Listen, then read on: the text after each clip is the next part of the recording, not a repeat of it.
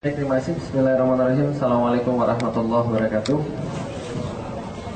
Alhamdulillahirabbil alamin. Wassalatu wassalamu ala asyrofil anbiya'i wal mursalin wa ala alihi wa sahbihi wa man da'a bi da'watihi wa iltazama bi tariqatihi wa tarasama khutwata jalal aqidatan islamiyatan asasan fikrati wa miqyasani amali wa masaran yahtami.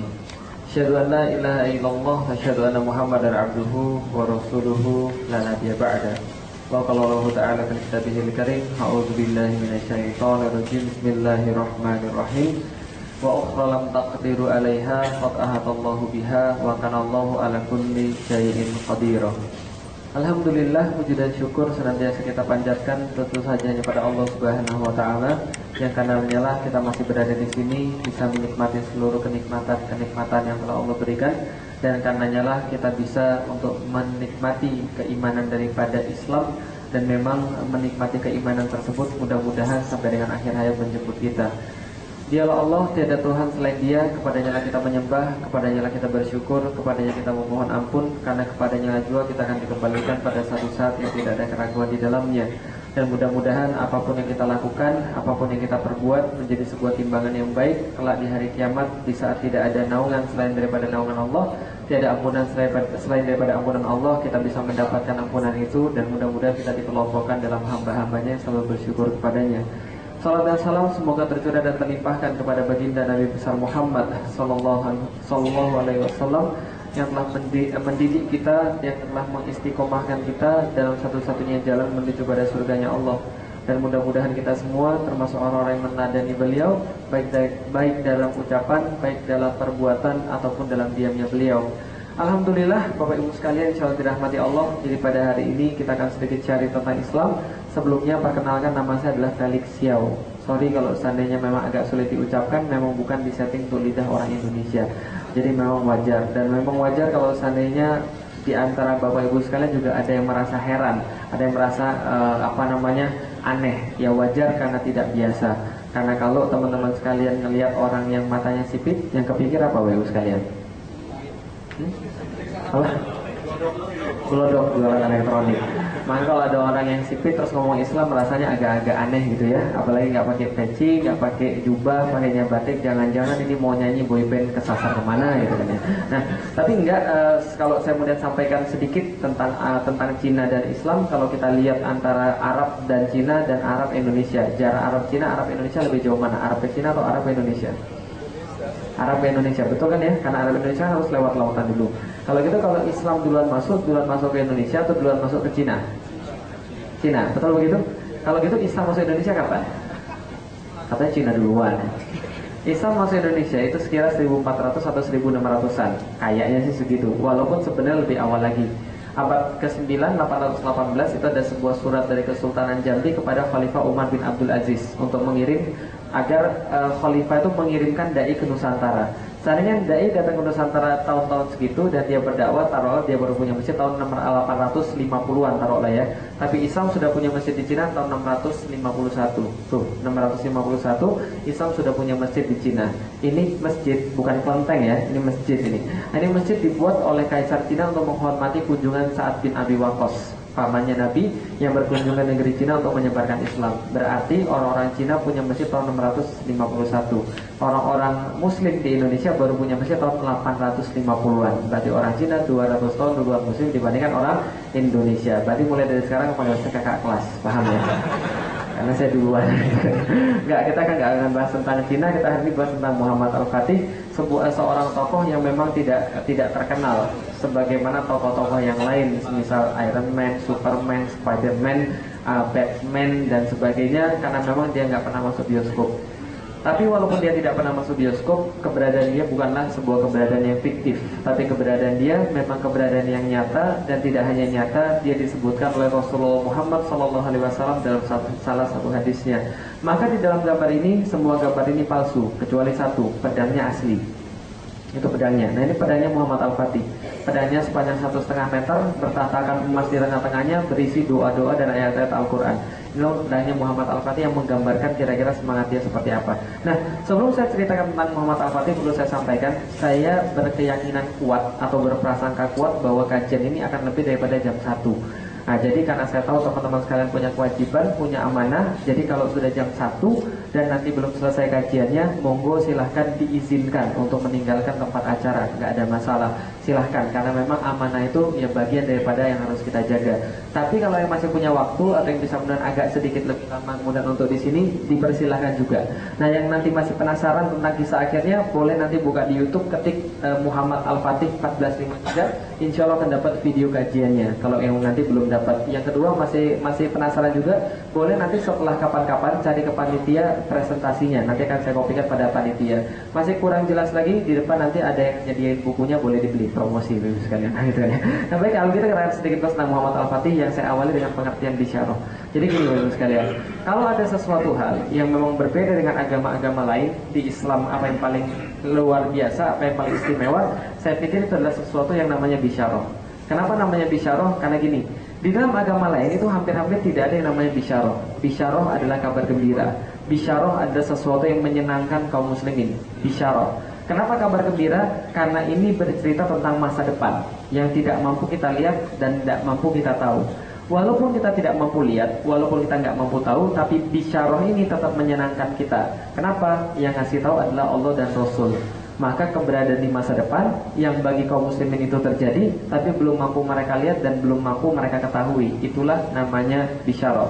Contoh misalnya, kalau kita bicara bisyarah, tahu surga, tahu ya, senang nggak dengan surga? Senang ya, kalau para sahabat itu Rasul bacakan tentang surga, mereka langsung ketawa-ketawa sendiri, karena memang membayangkan surga itu seperti apa. Mereka belum pernah lihat, mereka belum pernah tahu surga itu apa, belum pernah ke sana sama sekali. Tapi ketika disebutkan tentang surga, mereka selalu terbayang-bayang. Arduhas samawati wal ard, luasnya seluas langit dan seluas bumi. Dan di sana memang terdapat banyak sekali pepohonan-pepohonan dan diliputi oleh rumput-rumputan seperti permadani. Buah-buahannya bisa dijangkau dengan tangan. Terdapat dipan-dipan dari emas dan mimbar-mimbar dari cahaya. Diperuntukkan bagi orang-orang yang beriman, siapapun yang lewat termasuk nabi dan syuhada, merasa ingin dengan kedudukan orang-orang yang di surga tadi. Nah, surga itu sangat menarik, dan terutama di surga-surga itu ada yang namanya bidadari bermata jeli, hurun in, gitu kan ya. Lam yatmithuna insung qablahum walajan, tidak pernah tersentuh dia oleh jin ataupun oleh manusia. Hurum maksuratun fil khiyam, mereka terpingit khusus untuk orang-orang yang beriman. Yang kabarnya kalau betisnya aja tersingkap itu kalah bulan purnama dan seluruh isinya. Nah, itu yang terjadi, itu baru betisnya, jangan dibayangin ya, jangan dibayangin. Yang sini tenang. Itu cuma untuk laki-laki, perempuan tidak dapat. Lalu kalau gitu perempuan dapat apa? Tenang, Anda dapat semua yang Anda minta pada Allah. Ya sudah, kalau gitu suatu pengajian ada ibu-ibu yang bilang gini, Ustaz, kalau gitu Ustaz, nanti saya di surga mau minta sama Allah. Minta apa? Saya mau ke suami saya di surga gak usah poligami aja. Nah, itu boleh, coba aja diminta, siapa tahu dikabulkan, coba aja. Nah, itulah bagian daripada bisyarah. Bisyarah adalah kabar gembira bagi kaum muslim yang itu belum terjadi, tapi itu membuat mereka berbahagia, membuat mereka senang, membuat mereka merasa yakin. Karena itu adalah janji daripada Allah dan Rasulnya, sedangkan Allah tidak mungkin menyalahi janji. Wallahu la yukhliful mi'ad, Allah tidak mungkin menyalahi janji. Maka mereka bersenang, maka mereka merasa bahagia dengan keadaan yang akan mereka capai di masa depan, walaupun mereka tidak bisa lihat, walaupun mereka nggak masuk logika, walaupun mereka nggak pernah tahu dan mereka nggak pernah ke sana. Jelas ya, itu adalah bisyarah. Nah, kalau seandainya bagi saya secara pribadi, bisyarah ini tempat berteduh di tengah-tengah terik, tempat berharap kalau lagi nggak ada harapan. Lah kenapa? Karena kalau tidak ada bisyarah, mungkin saya sudah keluar lagi dari Islam sejak dulu. Mungkin saya nggak pernah masuk Islam. Lah kenapa? Karena kalau kita nggak ada bisyarah, kita pasti stres. Nggak akan kemudian saya istiqomah untuk berdakwah. Lah kenapa bisa begitu? Bayangin aja, 3 hari 3 malam kita dakwah, suara habis, capek, lemes, terkapar, kemudian 3 hari berikutnya, yang sadar cuma berapa orang? Yang sadar cuma berapa orang? Yang sadar paling cuma 1, 2, 3 orang, itu yang sadar. Tapi sekali TV menayangkan sesuatu yang salah, ribuan orang bahkan jutaan orang termurtadkan secara tidak sadar. Betul begitu? Kemarin Ustaz Manji datang ke Indonesia, lalu kemudian dia bilang, don't judge the book by its cover. Jangan ngelihat buku dari covernya, yang penting tuh dalamnya, jangan lihat luarnya. Percuma aja kerudungan kalau hatinya masih bejat, kedus, kerudung dusta, gitu kan ya. Percuma aja kerudungan kalau dia masih maling, percuma aja kerudungan kalau dia masih nipu, nggak ada gunanya. Yang penting itu dalamnya bukan luarnya. Belum tentu orang kerudungan baik, yang penting dalamnya bukan luarnya. Betul begitu teman-teman sekalian? Betul, yang kerudungan aja masih bisa maksiat, apalagi yang enggak. Bukan saya yang bilang, Anda yang bilang. Nah, tapi gara-gara ucapan-ucapan semacam ini, maka terkontaminasilah, terpengaruhlah orang kemudian merasa memang seperti itu. Kalau kita pikir pakai logika, kayaknya Islam nggak bakal menang, walaupun kita dakwah banyak. Lah kenapa? Mereka yang punya duit, mereka yang punya media, mereka punya kekuasaan. Lah kita, jangankan punya duit, jangankan punya duit, kewenangan, kekuasaan dan media. Bulan depan kontrak masih mikir mau di mana, kan gitu ya. Maka kalau kita pikir secara logika, kita pikir secara akal, kita lihat secara mata telanjang, maka kayaknya kita nggak akan mungkin menang. Ngelihat kondisi umat muslim yang sekarang, bagaimana mungkin Islam bisa bersatu? Satu kelompok, satu lain gontok-gontokan. Satunya merasa lebih hebat daripada yang lain, satunya merasa lebih baik daripada yang lain. Disuruh bersatu nggak mau, kotor, jorok, nggak bisa dilihat, nggak bisa diajari dan sebagainya. Maka ini kemudian kalau kita lihat susah kalau kita nggak punya bisyarah. Untung secara pribadi saya punya bisyarah. Karena itu saya tetap yakin pada perjuangan ini, bahwa perjuangan ini pasti akan menghasilkan pada suatu saat nanti. Itulah keyakinan kepada bisyarah. Contoh misalnya, suatu waktu 3 minggu setelah saya masuk Islam, bapak saya pernah bilang sama saya, "Lik, ngapain sih kamu masuk Islam?" Saya katakan, "Karena Islam adalah agama yang benar." "Kamu tahu dari mana?" "Karena Islam adalah agama yang paling masuk akal." "Berarti menurutmu Islam itu agama yang baik?" "Iya, paling sempurna." "Bukan paling sempurna, sempurna. Yang lain gak ada yang sama seperti Islam." Lalu bapak saya bilang, "Kalau gitu yang lebih banyak miskin mana? Non muslim atau yang muslim? Yang mana pak?" "Muslim." "Yang lebih banyak gak sekolah, non muslim atau yang muslim?" "Muslim." "Yang lebih banyak gak makan, non muslim atau yang muslim?" "Yang keinjek-injek berebutan BLSM sampai mati itu non muslim atau muslim?" "Muslim." "Yang hilang sandal di masjid?" "Muslim juga." Lah kalau begitu, apakah seperti itu yang kamu katakan sebagai agama yang terbaik? Saya katakan, beda antara Islam dan Muslim. Islam itu adalah ajarannya, Muslim itu adalah yang diajarin umatnya. Nah zaman sekarang, jangankan mereka bisa belajar tentang Islam, mau tahu aja enggak. Maka bagaimana mungkin Muslim bisa menerapkan Islam? Orang Islam aja mereka nggak pernah belajar, nggak mau belajar. Lalu bapak saya bilang, sudah tahu Islam nggak mau dipelajari oleh Muslimnya sendiri, kamu masih mau masuk ke sana?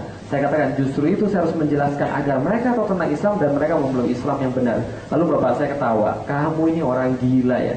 Kamu ini baru masuk Islam sudah merasa sok tahu, lebih tahu daripada orang-orang Islam. Berapa sih orang-orang kayak kamu dan teman-temanmu ini yang merasa paling tahu tentang Islam, yang merasa paling menerapkan Islam, yang merasa yang lain gak Islami?"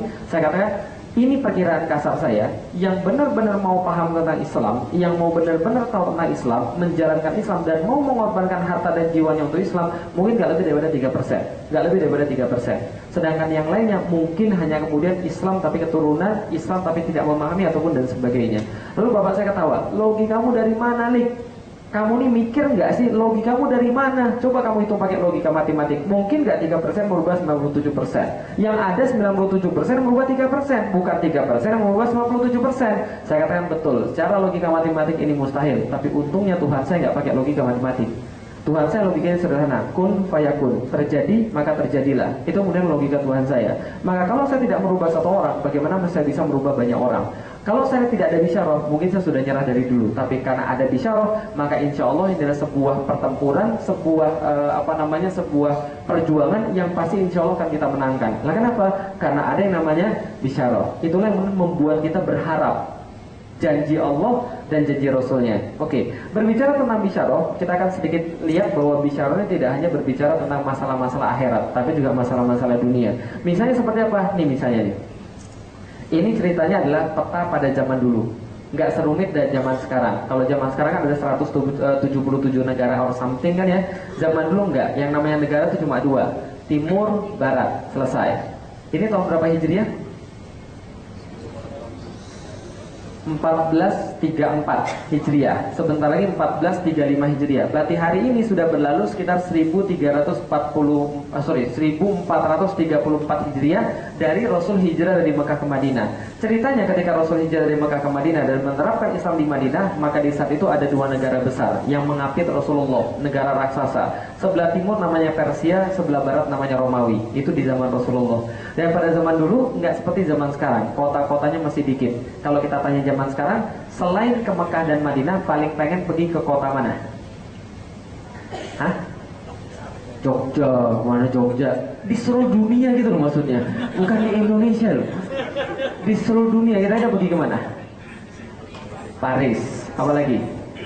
Madrid, Barcelona, Manchester, itu mah klub bola semua kan. Nah, Zaman dulu belum ada kota-kota yang kayak gitu, belum ada Paris, belum ada Barcelona, Madrid, belum ada. Semua belum ada termasuk Jakarta. Zaman dulu kalau orang ditanya, pengen pergi ke kota mana, maka jawabannya pasti salah satu di antara dua. Satu, kalau nggak Konstantinopel, dua, pasti Roma. Dua kota ini aja. Nah, kenapa Konstantinopel dan kenapa Roma? Dua kota adalah kota yang terbaik. Sebelah sini Konstantinopel adalah ibu kota Romawi sebelah timur, Roma adalah ibu kota Romawi sebelah barat. Kenapa Konstantinopel? Konstantinopel, sebuah kota yang di dalam kota itu terdapat gereja yang lebih banyak daripada jumlah hari dalam setahun. Setiap setiap jalan-jalan diperkeras dengan batu porfiri dan batu marmer. Sebelah kiri dan kanannya bangunan-bangunan banyak sekali berjejer dan semuanya bagus-bagus. Terutama di tengah-tengah kota tadi terdapat satu bangunan yang lebih besar daripada yang lain, sekaligus menjadi simbol hegemoni Kristen Ortodoks di dunia. Namanya Gereja Hagia Sophia. Saking kerennya Hagia Sophia ini, ada orang datang dari Rusia, dia jalan 3 bulan sampai ke Hagia Sophia, sampai ke Konstantinopel, masuk ke Hagia Sophia. Setelah itu langsung nulis pada buku catatan hariannya, kami terkesima dengan kota ini, dan tatkala kami masuk ke Hagia Sophia, kami bahkan tidak tahu lagi, kami merasa tersesat. Kami tidak tahu lagi apakah kami masih berada di dunia atau kami sudah berada di surga. Itu kata dia. Karena saking indahnya Gereja Hagia Sophia. Yang kedua, kota Roma. Kalau tidak gara-gara Konstantinopel, maka kota Roma ini sudah pasti jadi kota nomor 1 yang di dunia. Nah, kenapa kota ini menjadi saksi daripada kekaisaran Romawi semenjak Julius Caesar sampai dengan Konstantinus Agung? Kota ini menjadi saksi sejarah. Setiap sudut kota Roma adalah sejarah itu sendiri, dan memang semuanya adalah museum karena memang sangat besar sekali sejarahnya.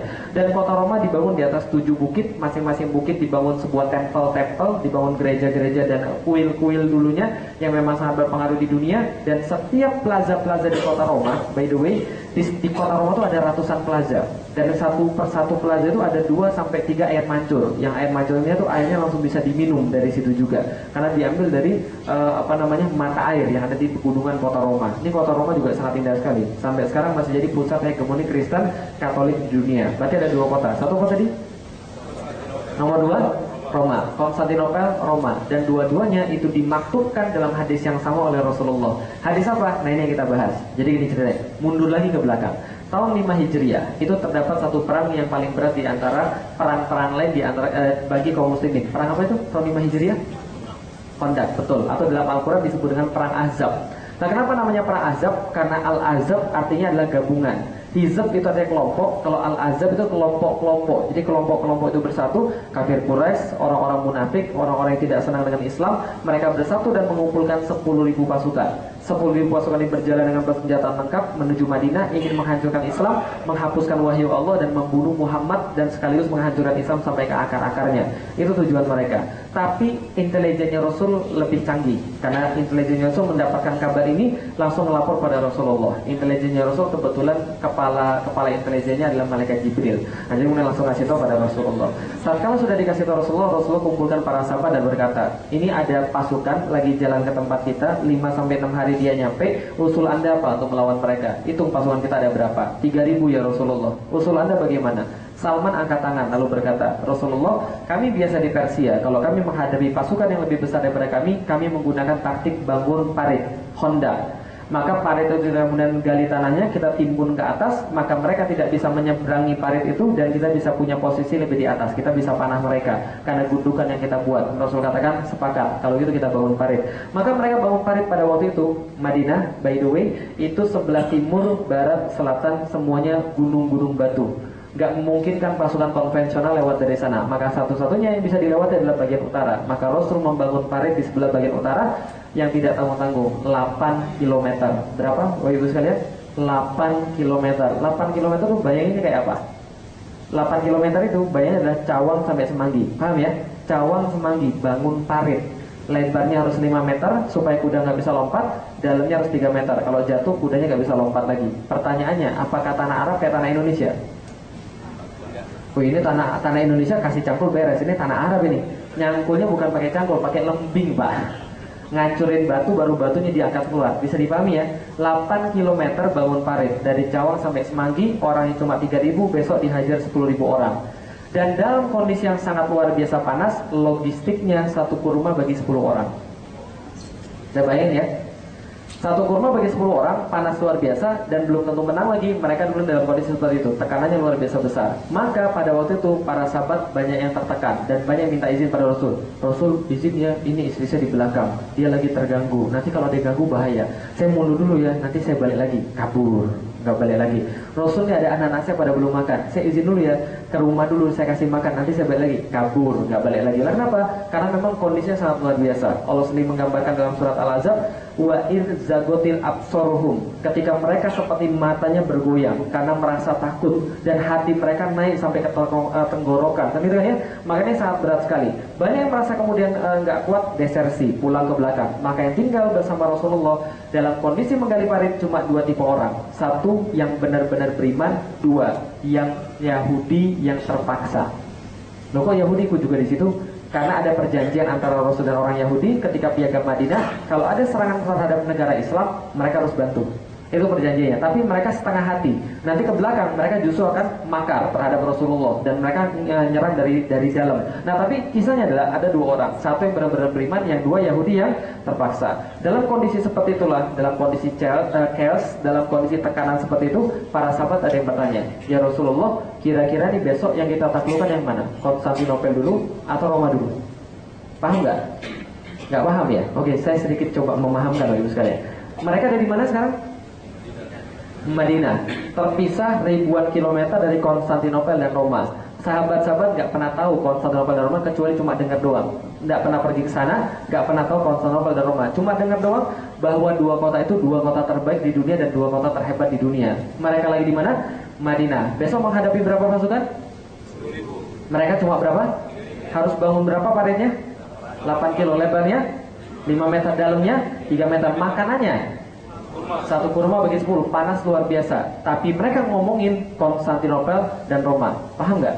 Di tengah-tengah kesulitan itu, di ujung-ujung nyawa mereka malah ngomongin Konstantinopel dan Roma. Apa reaksi orang Yahudi?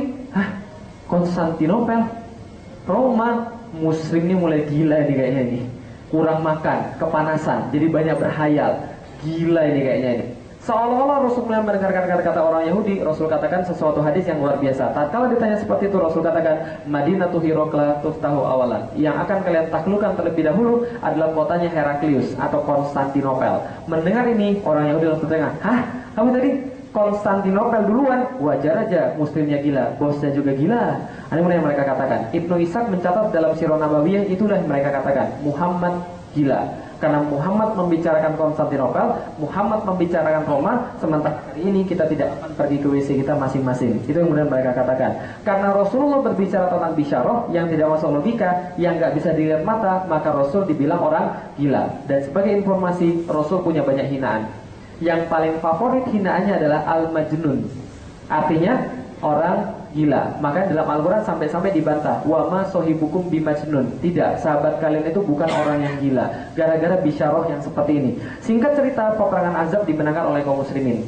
Cerita lengkapnya baca surat Al-Azab 1 sampai terakhir, gitu kan ya. Dan setelah selesai menang, maka Rasul menyampaikan kepada kaum muslimin satu hadis yang lebih luar biasa lagi. La tuftahanal Konstantinia, fala ni'mal amiruha, fala ni'mal jaisyu dzalikal jais.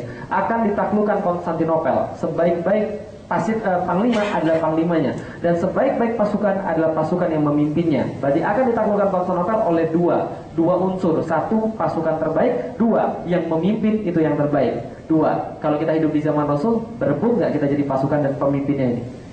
Oh, jangankan berebut. Rasul itu jangankan muji orang, Rasul ngeludah aja itu diperebutkan para sahabat. Nah, kenapa? Karena Rasul kalau ngeludah itu ludahnya jadi obat. Gitu ya, Ali bin Abu Thalib kan lagi sakit mata, nggak bisa ngeliat, diludahin Rasul sembuh seketika. Tapi zaman sekarang jangan coba-coba lagi, nggak boleh. Karena Ustaz sakit mata, Ustaz doain, Ustaz ludahin saya dong, itu nggak bisa lagi. Itu Rasul aja. Nah, apalagi Rasul memuji, semuanya berebut. Siapa aja yang berebut? Yang pertama tercatat Abu Ayyub Al-Ansari, sangat menjiwai hadis ini. Kemudian dia berebut ingin menaklukkan Konstantinopel. Umur beliau itu 80 tahun ketika terjadi peristiwa ini. Nah, jadi gini ceritanya. Kenal Abu Ayyub belum?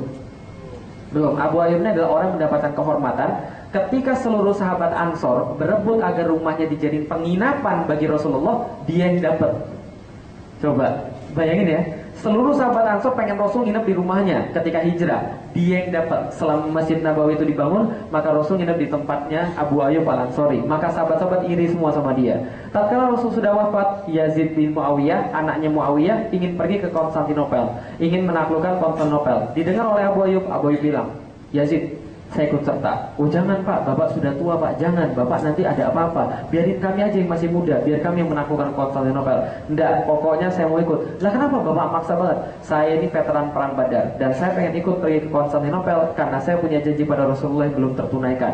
Apa janjinya? Rahasia, pokoknya bawa saya dulu. Akhirnya dia dibawa. Tengah jalan, maka Abu Ayyub sekarat, karena umurnya memang sudah 80 tahun. Tatkala sekarat, dia berwasiat, jangan makamkan mayat saya dimanapun, jangan makamkan mayat saya dimanapun. Saya pengen ketika saya meninggal, mayat saya engkau taruh di atas kuda yang paling cepat, larilah ke arah tembok Konstantinopel, makamkan dimanapun yang engkau bisa jangkau paling jauh untuk ke Konstantinopel, agar tunai janji saya pada Rasulullah. Apa janjinya? Dia ingin mendengarkan gemerincing pedang dan derap kaki kuda pasukan penakluk Konstantinopel, dan Rasul mengiyakan, dia akan mendengarkan itu. Nah maka dia bilang, saya pengen mendengarkan gemerincing pedang dan derap kaki kudanya. Maka dia dimakamkan tepat di depan tembok Konstantinopel, jadi benchmarking. Abu Ayyub 80 tahun was here. Anak muda nggak sampai sana malu-maluin, ceritanya begitu. Nah, kemudian Mas Lama bin Abdul Malik, ngomong-ngomong ini gagal penyerangannya. Mas Lama bin Abdul Malik bawa 180.000 pasukan, nggak bisa juga menaklukkan Konstantinopel. Harun al-Rasyid nggak bisa juga. Yazid, Murad, dua sultan Turki yang sangat hebat perang, nggak mampu juga menaklukkan Konstantinopel. Lah kenapa? Konstantinopel kota yang sangat luar biasa. Ini Selat Bosphorus, sebelah sana Eropa, sebelah sini Asia. Waktu itu kaum muslimin menguasai seluruh dataran Asia. Maka orang-orang berkata tentang Konstantinopel, the gates of East and West, gerbang yang menghubungkan antara timur dan barat, Eropa dan Asia. Orang-orang Kristen menyebutnya the last vestige of Christendom in the East, sebuah benteng pertahanan Kristen yang terakhir di dunia timur. Kalau ini jatuh, maka muslim menghambur ke sebelah Eropa.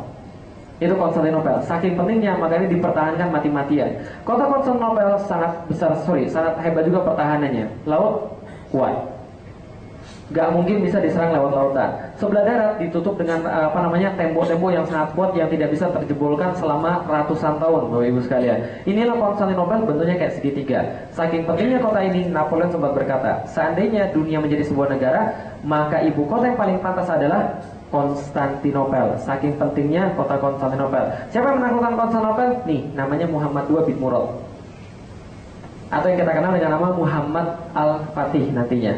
Ini adalah gambar ketika dia menaklukkan Konstantinopel. Umurnya kira-kira waktu itu berapa kalau lihat gambarnya? 40 salah, 30 salah. Hah? Berapa? 21 betul. Pasti udah nyontek. 21 tahun. Tapi kok jenggotnya panjang? Karena dia orang Turki sekalian. Jadi jenggotnya panjang. Kalau orang Cina nggak punya jenggot. Jadi jangan banyak tanya lagi ya. Karena ada orang tuh kurang ajar. Ustaz, kenapa Ustaz nggak berjenggot? Berarti Ustaz benci dengan sunnah Nabi dong. Berarti Ustaz benci dengan Rasulullah dong. Tenang. Saya nggak berjenggot. Ini dalam masih masa pertumbuhan sekalian. Karena saya tuh masih imut-imutnya sekalian. Sudah saya coba nggak bisa-bisa. Oh Ustaz ini Ustaz pakai obat penumbuh jenggot. Sudah saya coba sekalian. Sudah saya oles nggak tumbuh, malah tumbuh di sini. Ini masih udah lumayan, dulu lebih parah lagi kan. Karena namanya Muhammad II bin Murad. Dia adalah anaknya Murad kedua. Bapaknya sudah mencoba menaklukkan Konstantinopel, namun bapaknya tidak mampu.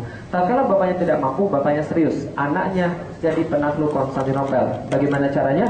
Bapaknya menugaskan dua ulama terkemuka waktu itu, Syekh Ahmad Al-Qurani, satu lagi adalah Syekh Syamsuddin, untuk mendidik anaknya untuk menjadi penakluk Konstantinopel. Bagaimana caranya? Ahmad Al-Qurani, seperti namanya, dia ngajarin Al-Quran. Maka dia membuat Muhammad Al-Fatih khatam Al-Quran ketika berumur 8 tahun. Berapa? 8 tahun. Jadi kayaknya ya, ini sebuah kenyataan yang menyakitkan bagi saya secara pribadi dan bagi mungkin Bapak Ibu sekalian, bahwa syarat wajib orang untuk berpengaruh di dalam Islam itu kayaknya memang harus banyak hafalan Quran. Jadi yang ya ditambahlah hafalan Qurannya. Kalau paling saya tuh nggak bisa Ustaz, nggak berbakat, ya sudah sering-sering bacain aja. Insya Allah kehafal sendiri. Oh saya juga nggak mau baca Ustaz, ya sudah kalau gitu dengerin aja lah. Saya juga nggak bisa dengerin, mati aja lah kalau begitu. Nggak ada harapan lagi bagi Anda. Nah ini adalah Ahmad Al-Qurani. Yang kedua adalah Syekh Syamsuddin, yang juga gurunya sangat berpengaruh dalam menanamkan mental pada Muhammad Al-Fatih. Ini penting banget bagaimana cara Muhammad Al-Fatih dididik bagi calon-calon ibu ataupun calon-calon bapak. Cara Muhammad Al-Fatih dididik dengan cara menceritakan kisah-kisah Nabawiyah. Jadi anak ini ketika masa kecil setiap hari selalu didongengkan, bukan dongeng sih, diceritakan kisah Nabi, kisah bagaimana Nabi ketika perang, taktiknya, strateginya, bagaimana dengan anak kecil, bagaimana dengan istri-istrinya, bagaimana dengan organisasi perangnya, bagaimana dengan musuh dan sebagainya. Semua diceritain detail sama Muhammad Al-Fatih, Abu Bakar, Umar, Utsman, Ali, panglima-panglima besar seperti Khalid bin Walid, Amr bin As, Abu Ubaidah Al-Jarrah, semua diceritakan pada Muhammad Al-Fatih kecil ini. Sampai kepalanya diberi dengan kisah-kisah herois, kisah-kisah kepahlawanan, kisah-kisah kekesatriaan. Gak kayak anak zaman sekarang, kisah-kisahnya berbeda. Itu yang menjelaskan kenapa Al-Fatih hebat dan kita hancur. Lah kenapa? Karena kita kisah masa lalunya salah. Apa kisah masa lalu kita? Kancil mencuri timun. Gitu kan ya? Kancil cerdas bisa mencuri timun. Berarti yang bodoh siapa? Pak Tani. Yang cerdas siapa? Kancil. Berarti cerdas itu bisa menipu. Gitu kan? Wajah jadi koruptor semua. Apalagi misalnya ada cowok ngintip cewek mandi. Gitu kan ya? Ternyata ceweknya bidadari. Dia ambil selendangnya, bidadari nggak bisa terbang ke langit. Akhirnya apa endingnya? Dia nikah sama bidadari. Happy ever after, forever, dan kemudian and ever, gitu kan ya? Dan kemudian dia dapat kemudian bidadari. Pelajaran moralnya apa? Anda maling dapat istri bidadari. Bagus, cerdas, nah. Itu pelajaran moralnya. Apalagi kemudian cerita-cerita Indonesia, kancil versus kura-kura, tanding lari. Yang menang siapa? Kura-kura. Muncul pepatah bahasa Jawa yang sangat terkenal kan ya, alon-alon asal kelakon, biar lambat asal selamat. Tapi ingatan orang Indonesia tuh pendek. Jadi yang ini ada alon doang. Kelakonnya enggak gitu ya. Makanya menjadi masalah besar. Nah, maka kenapa enggak ada yang mikir cepat tapi selamat? Kenapa harus lambat tapi selamat? Dan gitu kan ya. Ini menjadi masalah besar ini. Lah kenapa kisah masa lalu? Apalagi zaman sekarang, SpongeBob SquarePants, Shinchan, film-film Korea. Waduh, makanya hancur itu. Dikit-dikit putusin cewek pergi ke pantai, meluk lutut lihat matahari terbenam, nangis gitu. Ya Allah. Dan apa-apaan itu? Ya, mental cowok zaman sekarang itu. Ya, enggak benar semua. Serius lagi. Parah. Nah, suatu hari maka ketika kemudian Al-Fatih sudah dilatih dengan kemudian jiwa-jiwa kesatria, suatu hari Syamsuddin membawa Muhammad Al-Fatih ke sebuah ujung melihat Konstantinopel dari kejauhan. Kemudian berkata, apa itu Muhammad Al-Fatih? Konstantinopel. Anda tahu kota apa itu? Al-Fatih menjawab, iya, kota yang pasti akan kita taklukkan. Syamsuddin menjawab, bapakmu sudah pernah ke sana dan dia gagal. Kakekmu gagal. Buyutmu gagal. Bahkan Abu Ayyub, sahabat Rasulullah, gagal. Yazid gagal. Maslamah bin Abdul Malik gagal. Maka anak-anakmu juga akan pergi ke sana dan mereka pun akan gagal. Cucu-cucumu akan ke sana dan mereka pun akan gagal menaklukkan. Nah, kenapa bisa begitu? Lalu siapa? Saya secara pribadi berharap pada Allah dan selalu meminta pada Allah dan berkeyakinan kuat bahwa orang yang ditakdirkan menaklukkan Konstantinopel dan menyandang gelar sebagai penakluk yang terbaik, sebagai seorang yang memimpin pasukan yang terbaik, ada di depan mata saya. Engkaulah Muhammad kecil penakluk Konstantinopel. Maka sejak saat itu dia yakin 100% bahwa dialah yang dimaksud Rasulullah sebagai penakluk Konstantinopel. Dan yakinnya nggak main-main. Dia serius dan memantaskan diri untuk menaklukkan Konstantinopel. Apa yang terjadi pada dia? Dia menghafalkan sekira 8 bahasa ketika berumur 16 tahun. Menguasai 8 bahasa ketika berumur 16 tahun. Dan dia menjadi sultan ketika berumur 12 tahun. Jadi sekira umur 8 tahun, dia sudah diyakinkan bahwa dialah penakluk Konstantinopel. Maka kemana-mana selalu dia perkenalkan, saya Muhammad, penakluk Konstantinopel. Nah gitu ceritanya. Tatkala bapaknya ingin nyoba-nyoba agar anaknya mencapai tampuk kepemimpinan sultan, maka bapaknya lengser ketika 12 tahun, mempersilahkan Muhammad Al-Fatih ini naik ke dalam kursi kesultanan ketika berumur 12 tahun. Tahu apa program pertama dia ketika jadi sultan? Program pertama saya, kita akan menaklukkan Konstantinopel. Walhasil langsung dikudeta sama militernya. Jadi nggak berhasil. Kenapa? Dia kurang perhitungan. Dia nggak memperhitungkan militer, strategi, taktik dan sebagainya. Cuma ambisi doang. Akhirnya ketika diturunkan umur 12 tahun dia belajar. Dan akhirnya setelah dia belajar dia akan naik lagi ke tampuk kepemimpinan ketika berusia sekitar 16 tahun. Muhammad Al-Fatih dan apalagi kemudian untuk memantaskan diri, dia tidak pernah meninggalkan sholat rawatib dan sholat tahajud dari balik sampai meninggal. Sebagai sebuah pendekatan pada Allah, takarrub kepada Allah untuk meminta pada Allah agar Allah berkenan menjadikan dia sebagai penakluk Konstantinopel. Jadi gini ceritanya, ada yang salah besar pada orang-orang muslim termasuk di Indonesia. Itu perkara yang namanya nazar. Salah besar. Nah kenapa? Nazar orang Indonesia itu tidak tahu diri. Nah kenapa tidak tahu diri? Bentuknya begini nih ceritanya. Ya Allah, kalau saya diterima kerja nih Allah, saya akan puasa seminggu. Kalau ya Allah, kalau saya jadi sama dia ya Allah, insya Allah saya akan puasa lagi 7 hari berturut-turut lagi. Ya Allah, kalau saya dapat proyek ini ya Allah, saya akan nyumbang 100 juta. Betul begitu? Itu kan nazarnya orang Indonesia kan ya. Pertanyaan saya, apa kepentingan Allah pada Anda? Ya Allah, kalau saya nanti dapat kerja, saya akan puasa 7 hari. Kalau enggak, terus kenapa? Gitu kan ya? Ini kan pertanyaannya kan ya. Orang Indonesia banyak salah. Nazar nggak ada yang seperti itu. Nazarnya nazar aja, nggak ada tawar menawar dengan Allah. Yang di dalam Islam yang benar adalah nazar itu dilaksanakan dengan cara kita sholat. Iyyaka na'budu wa iyyaka nasta'in. Kita beribadah dulu baru kita minta, bukan sebaliknya. Ya, kalau ada direktur sama karyawan gini, kira-kira gimana? Kalau ada direktur saya karyawan, Pak, kalau Bapak mau Pak, Bapak naikin saya gaji saya 2 kali lipat Pak. Saya akan kerja 2 kali lipat lebih keras. Anda naikin nggak? Kalau saya direkturnya saya nggak mau. Karena lu belum nunjukin gimana mau naikin. Maka iya karena na'budu wa iya karena nasta'in. Ini yang perlu digarisbawahi, memantaskan diri baru minta pada Allah. Muhammad Al-Fatih melakukan seperti itu. Dia berpikir penakluk Konstantinopel adalah penakluk yang terbaik, maka dia harus jadi yang terbaik. Dan yang terbaik pasti paling dekat dengan Allah. Dan nggak mungkin dekat sama Allah kalau dia tidak melakukan sunnah-sunnah nawafil. Maka dia dawamkan sunnah nawafil, sholat rawatib, sholat tahajud, dan kemudian baru minta pada Allah agar dia dijadikan penakluk Konstantinopel. Tapi dia nggak hanya ngomong doang, dia juga action. Dia bentuk pasukan yang terbaik, namanya The Royal Janissaries. Pasukan Inkisaria. Pernah main Age of Empire? Pernah ya? Itu pasukan Ottoman, pernah milih? Ottoman itu Utsmani, itu pasukannya Turki itu. Ottoman, itu pasukannya Muhammad Al-Fatih. Pasukan yang paling hebat di Ottoman namanya The Royal Janissaries. Royal Janissaries ini pasukan terhebat sampai Perang Dunia Pertama. Dan memang hebat sekali pasukan ini. Kenapa? 7.000 pasukan dikumpulkan sejak kecil, ditaruh di barak-barak penampungan. Setiap barak itu harus ada satu ulama, membacakan hadis, membacakan Quran, membentuk jiwa-jiwa mereka menjadi jihad fisabilillah. Adalah tujuan utama mereka. Tidak hanya itu, mereka dilatih perang. Setiap hari dilatih perang, strategi, taktik, latihan fisik dan sebagainya. Sampai setengah pasukannya ketakwaannya selalu melaksanakan tahajud juga di malam hari. Supaya kenapa? Karena Al-Fatih menanamkan betul. Ini pasukan harus pasukan yang terbaik. Maka harus paling dekat dengan Allah. Tidak hanya dengan pasukannya, Muhammad Al-Fatih menguasai geopolitik daripada Konstantinopel. Ini ceritanya. Ini Selat Bosporus, ini Konstantinopel. Bentuknya kayak segitiga. Al-Fatih katakan, gini ceritanya. Kenapa Konstantinopel selalu gagal kita kuasai? Karena tatkala kita serang dan kita kepung dari sebelah barat, bantuan datang dari sini. Logistik, militer, tentara, semua datang dari sini. Maka kalau kita mau menang, ini harus kita tutup dulu. Gimana caranya? Gampang.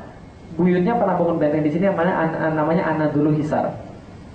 Muhammad Al-Fatih berencana kita tutup ini dengan cara membangun benteng tepat di depannya, Rumeli Hisar. Jadi bisa jadi kayak gerbang, menutup kapal-kapal keluar masuk.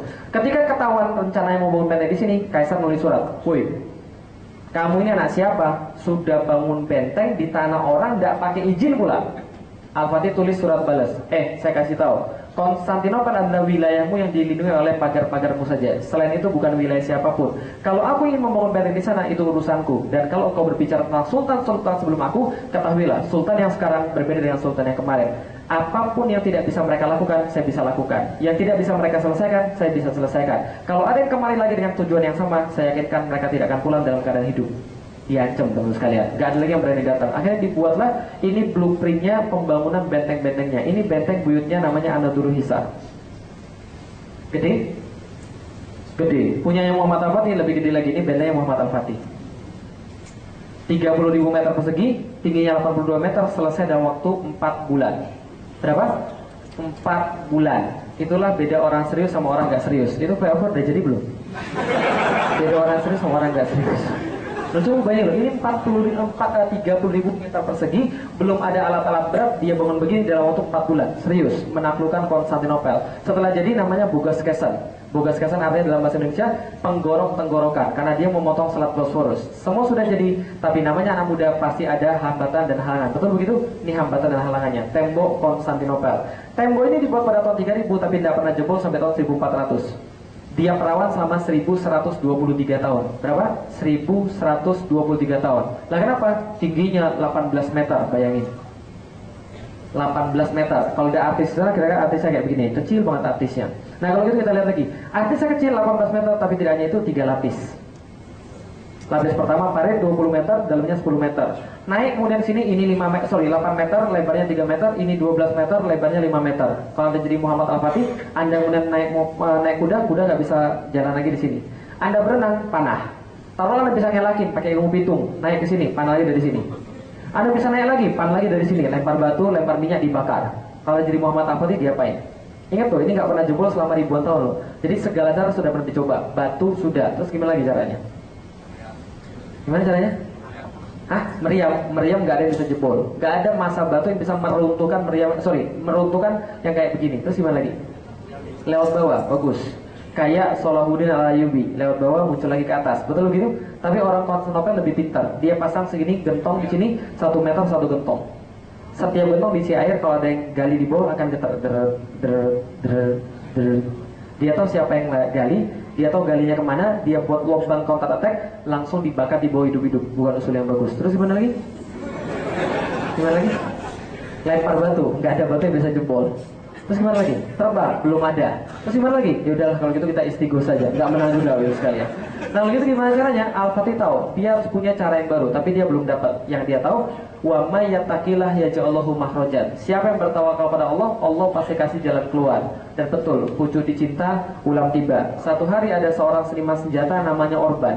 Orban ini datang kepada Kaisar Konstantinopel karena kesamaan akidah. Lalu dia tawarkan, bos, mau bikin nggak senjata gua bos? Bagus bos. Kaisar lihat, bagus juga senjata lo. Berapa bikinnya? Bikinnya segini, fee-nya segini. Kaisar bilang, sorry, kita lagi nggak ada duit. Kita lagi susah perekonomian zaman sekarang. Inflasi lagi tinggi. Gini aja, kamu jangan kemana-mana. Tunggu aja di tempat saya. Nanti kalau kita punya duit, kita buat. Dia sudah tunggu setahun, nggak ada yang buat senjata dia. Akhirnya dia cari yang punya duit. Namanya pembuat senjata kan nggak punya ideologi kan ya. Datang ke tempat Muhammad Al-Fatih, nawarin senjata. Bos, gue punya senjata nih bos. Mau bikin nggak bos? Al-Fatih ngeliat itu langsung pertama kali ngomong begini, bisakah anda membuat sebuah senjata yang bisa melontarkan proyektil sebesar ini? Proyektil sebesar ini pakai tangan dia. Orban secara orang fisika langsung menghitung, dan Al-Fatih memang sudah ngitung. Dia langsung menghitung dalam kepala dia, kalau ada meriam yang bisa melontarkan proyektil sebesar ini, padahal meriam satu cuma melontarkan proyektil sebesar ini, sebesar kepala tangan, lalu kemudian bisa diperbesar sampai kemudian melontarkan proyektil sebesar itu, bahwa masa sebesar itu batu pasti bisa menghancurkan tembok Konstantinopel. Maka keheranan dia kemudian tanyakan, apakah engkau berkehendak ingin menghancurkan tembok Konstantinopel? Al-Fatih menjawab, kalau iya kenapa? Orban membalas dengan segera, kalau iya kebetulan. Saya sudah tinggal di sana selama 1 tahun. Saya tahu setiap sudut-sudut tembok, dan saya tahu bagaimana cara menjebol, dan saya tahu sudut-sudut yang tepat untuk menembak. Al-Fatih katakan, oke, buatin senjata buat saya. Ini senjatanya namanya The Great Turkish Bombard atau The Basilica Cannon kalau di dalam game Age of Empire. Nah kemudian ini senjatanya. Ini kalibernya 0,7 meter, beratnya 18,2 ton, panjangnya 5,2 meter, dan jarak tembaknya 1,6 km, sekali muntah 680 kg. Jadi bisa dibayangin ya, dem 10 km terdengar dengungannya, dan ketika nyungsep 2 meter di bawah tanah. Al-Fatih katakan, bagus, saya senang dengan senjata anda, hebat, keren. Sekarang buatkan yang ukurannya 2 kali lipat bagi saya. Nah gimana caranya? Terserahkan kamu yang buat senjatanya, bukan saya. Nah akhirnya dalam waktu 1 tahun Orban membuatkan 69 senjata. Satu ukuran 5,2 meter, satu 8,4 meter, yang lain ukuran standar 3-4 meter. Ini ukuran standarnya 3-4 meter, yang sampai sekarang masih ada di Museum Fort Nelson, Portsmouth, Inggris. Lo kan ada di Inggris, diminta sama Ratu Elizabeth, please dong, kasih itu. Ya kita kasih lah kalau gitu. Nah kapan-kapan kalau dia udah bosan kita ambil lagi. Nah ini mulai kalau ada artis, kira-kira artisnya begini. Lo kok ada artis itu pesan sponsor, misalnya, jangan banyak protes. Nah kalau gitu kita lihat, ini adalah kemudian senjatanya 3-4 meter, senjata sangat besar sekali, misalnya. Setelah semuanya jadi, Muhammad Al-Fatih menyerang Konstantinopel pada tanggal 6 April 1453. Dia menyerang lewat 3 arah. Sebelah selatan, Laut Marmara. Sebelah timur, masuk ke sini, menyerang dari sebelah utara. Sebelah barat, berusaha mengepung tembok Konstantinopel yang 3 lapis tadi. Dan yang 3 lapis tadi itu bukan semeter, 2 meter, bukan 100-200 meter. Panjangnya 7,5 kilometer. Sepanjang apa itu? Cawang Semanggi. Kalau nggak percaya, buka Google Earth, hitung sendiri. Kalau percaya, nah 7,5 kilometer. Maka seluruhnya mengelilingi, tapi yang paling berat yang di sini, yang 3 lapis. Al-Fatih nggak main-main. Dikerahkan pasukan laut, 400 kapal dikerahkan untuk mengepung sebelah lautan. Beberapa kapal kecil ditugaskan untuk kemudian menyerang dari sebelah timur, dan total 250.000 pasukan menyerang dari sebelah barat. Totalnya kemudian pasukan ini ketika berjalan, mereka menceritakan, tatkala kami berjalan, kami tidak bisa ditembus, kemudian matahari tidak bisa tembus sampai ke terompah kami. Kenapa? Terhalang oleh bendera dan terhalang oleh tombak-tombak kami.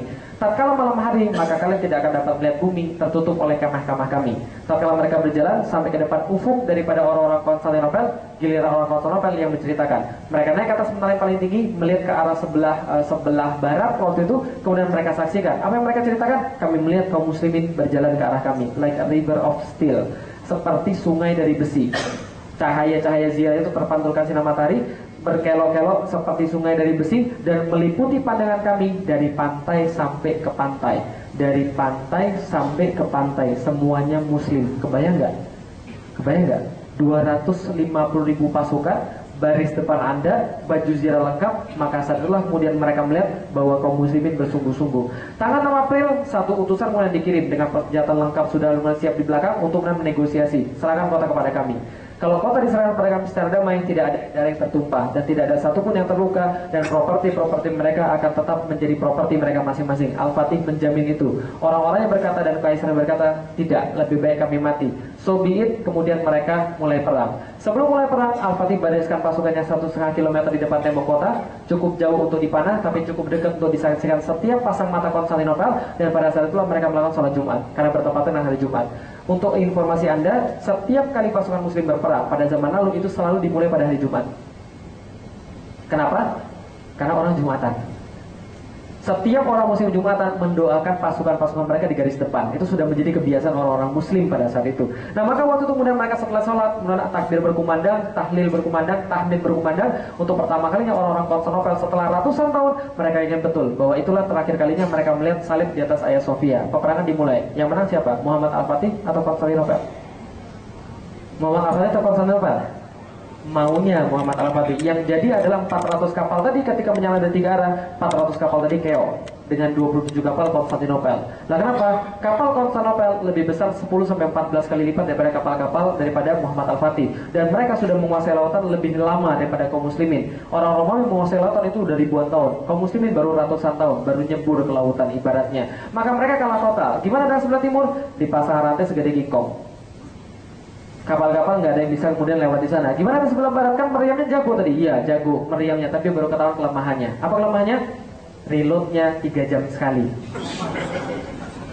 Wah, tembak. Tar, jadi apa-apa ini, jadi apa-apa ini. Coba yang bayangin yang orang fisik atau orang sipil, bola-bola batu itu 680 kilo bergesekan dengan tembaga. Friksi panasnya berapa? Ya nggak usah hitung, itu panas banget tuh. Maka tidak boleh terlalu cepat dingin. Kalau terlalu cepat dingin pasti retak. Maka tidak boleh dilumuri dengan kemudian minyak-minyak hewani supaya nggak cepat dingin. Maka 3 jam sekali baru tembak lagi. Urusannya tidak selesai-selesai. Tembak hancur semen, tembak hancur semen, tembak hancur semen, nggak selesai-selesai. Sebuah kepercayaan diri yang sangat kuat dari 250.000 pasukan ini datang. Ketika itu mereka hancur kepercayaan diri mereka di depan tembok Konstantinopel. Perfect tembok Konstantinopel. Sebuah bangunan yang terbaik, teknologi yang paling canggih, pertahanan yang dimiliki oleh manusia, tembok Konstantinopel. Maka saat itu yang mereka lihat selama 2 minggu, 6 April sampai tanggal 20 April, yang dilihat bukan kemenangan, yang dilihat sebaliknya, mayat-mayat bertumpuk.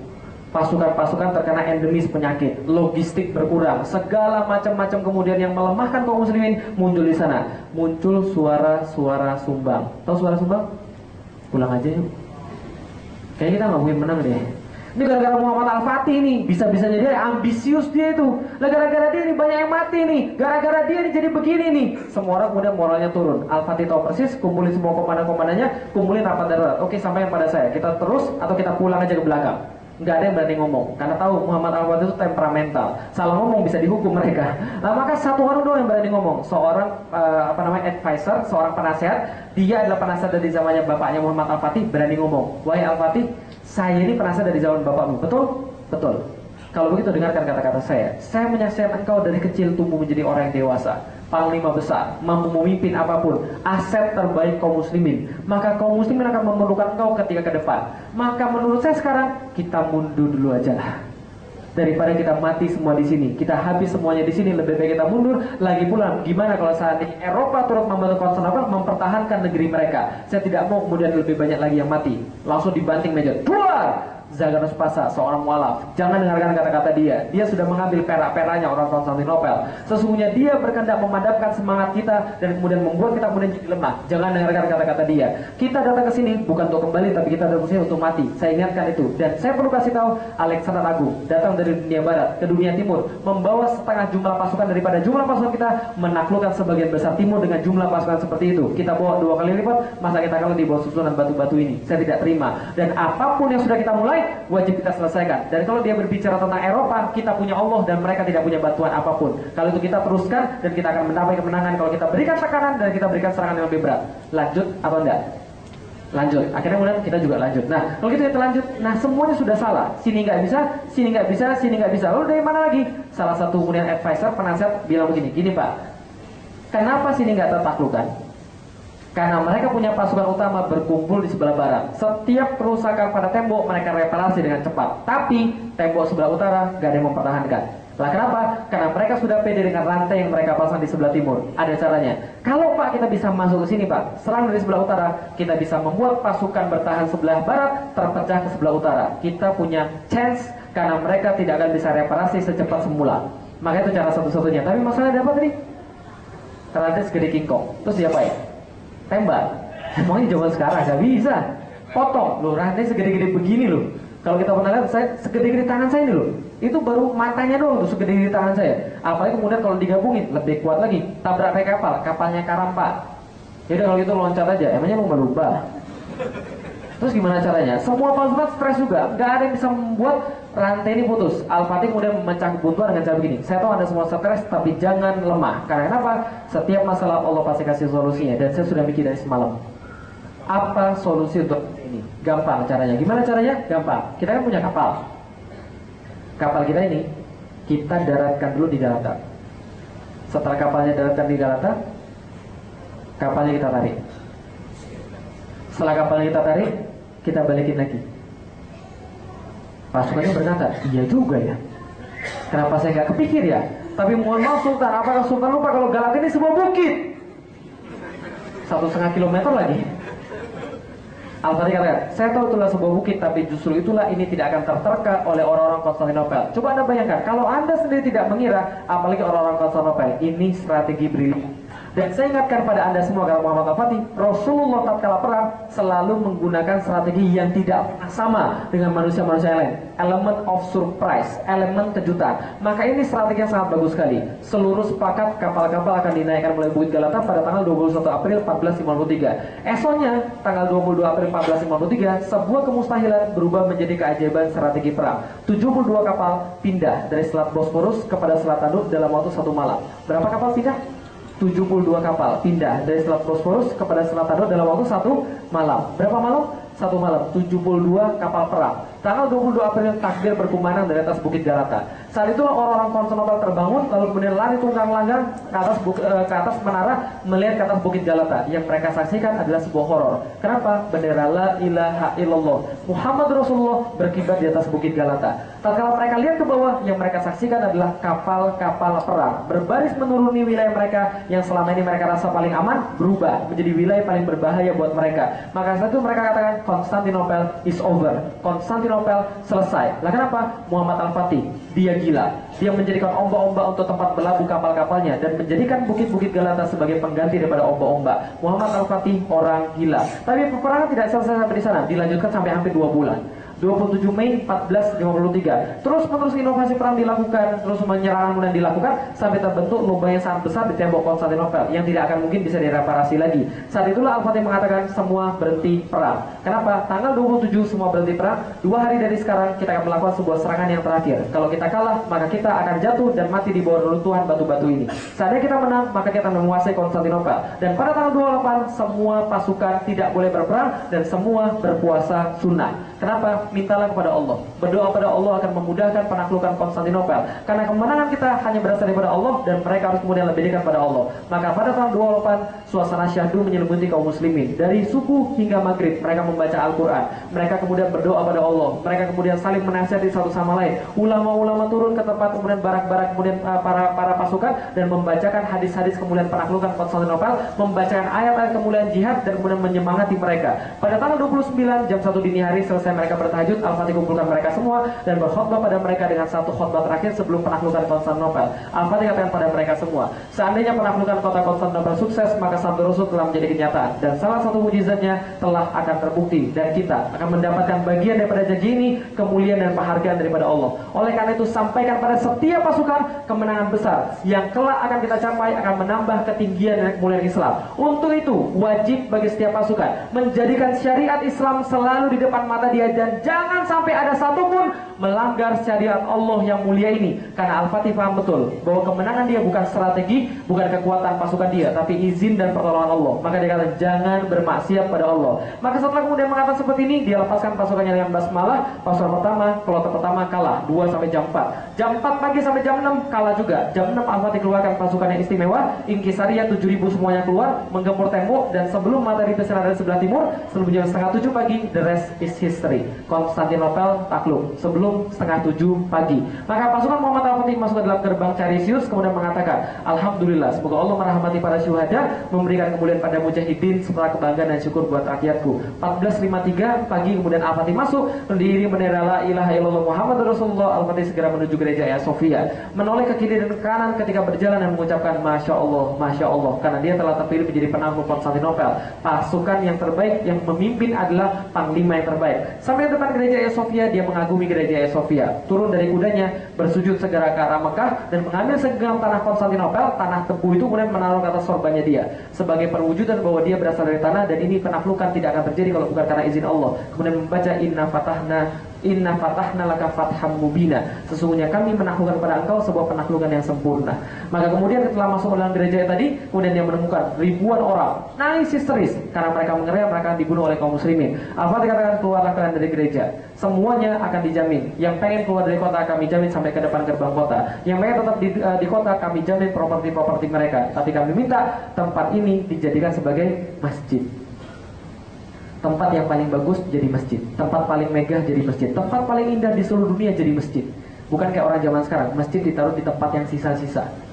Tempat paling ini jadi masjid. Seluruhnya kemudian dibersihkan, lantai-lantai dibersihkan, dilapel dan segala macam. Kemudian patung-patung dikeluarkan, seluruh gambar-gambar yang tidak senonoh kemudian ditutupi dengan cat-cat yang baru. Kemudian dibikinkan satu mihrab yang paling bagus di depan daripada bagian kemudian daripada gereja tadi. Dan kemudian sebelum asar semua sudah selesai. Asar 29 Mei 1453, di hari yang sama azan berkumandang di Konstantinopel. Allahu Akbar, Allahu Akbar. Pertama kalinya, sampai detik saya berbicara tidak selesai berkumandang. Nah, kenapa? Semuanya sekarang sudah banyak sekali masjid-masjid di sana, tapi sayang sekali tempatnya sekarang dijadikan sebagai museum. Nunggu orang-orang pemberani lagi yang datang ke sana kemudian menjadikan lagi sebagai masjid. Padahal ketika saya pergi ke Konstantinopel, setelah saya nulis buku ini, kemudian 2 tahun kemudian saya berkesempatan ke Konstantinopel, saya datang ke tempat makamnya Muhammad Al-Fatih. Di situ tulis wasiat Muhammad Al-Fatih. Salah satu adalah, siapa yang menjadikan Hagia Sophia kembali selain masjid, maka kami akan melaknat dia dari dalam kubur. Salah satu kemudian bagian daripada kemudian wasiat dia. Nah, yang menjadikan siapa? Mustafa Kemal. Kapan-kapan kita bahas tentang dia. Nah, ceritanya adalah bukan cerita itu. Yang saya ingin ceritakan adalah 54 hari perang, 825 tahun penantian. Ini yang paling penting dalam cerita pada hari ini. Lah kenapa?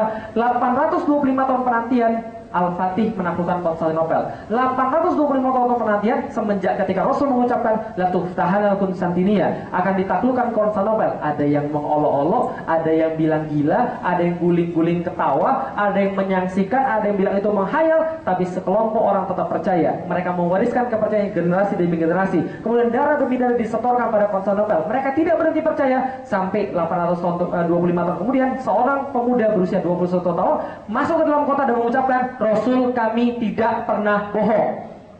Berapa lama? 825 tahun dia memperjuangkan perkataan Rasulullah. Rasul kami tidak pernah bohong. Setiap perkataan Rasul adalah nyata. Dan kita tanya sekarang, kenapa 1,7 miliar muslim tapi nggak ada apa-apanya di depan orang-orang yang lain? Sementara mereka sedikit, tapi mereka bisa memberikan sebuah kontribusi luar biasa terhadap Islam. Jawabannya adalah, nih jawabannya sekalian, rahasianya. They believe in something that cannot be seen by eyes. Mereka percaya pada sesuatu yang tidak dapat terlihat oleh mata. Parahnya sekarang kita dimanjakan dengan apa-apa harus pakai mata, apa-apa harus pakai logika. Salah besar, tidak sama sekali. Justru kekuatan kaum muslimin dulu terletak bukan pada mata, terletak bukan pada logika, tapi keyakinan mereka terhadap apapun yang Allah dan Rasul sampaikan pasti benar. Itu rahasia mereka. Contohnya seperti apa? Sumayyah disiksa di depan anaknya, di depan suaminya. Disiksa cara apa? Ditusuk dengan tombak dari kemaluan sampai tembus pada lehernya. Tatkala penyiksaan itu terjadi, Rasul lewat dan berkata, Sobron isbir ala Yasir. Sabar wahai keluarga Yasir. Sabar wahai keluarga Yasir. Ketika Rasul ucapkan lagi, Innakum jannatul masir. Sesungguhnya bagi kalian semua surga Allah yang dekat sudah menanti. Maka tatkala itulah Sumayyah berkata pada Rasulullah yang lewat, Ya Rasulullah, wahai Rasulullah, sesungguhnya surga itu sudah di depan mata saya ini. Pertanyaan saya, dia lihat pakai mata atau enggak surganya? Enggak. Sumayyah sama kayak kita semua, dia enggak mampu melihat dengan mata. Tapi yang benar-benar terjadi adalah bagi Sumayyah, apa yang diucapkan Rasulullah jauh lebih nyata daripada fakta di depan mata dia. Bisa dipahami nggak maksud saya? Logika nggak ada lagi, fakta enggak.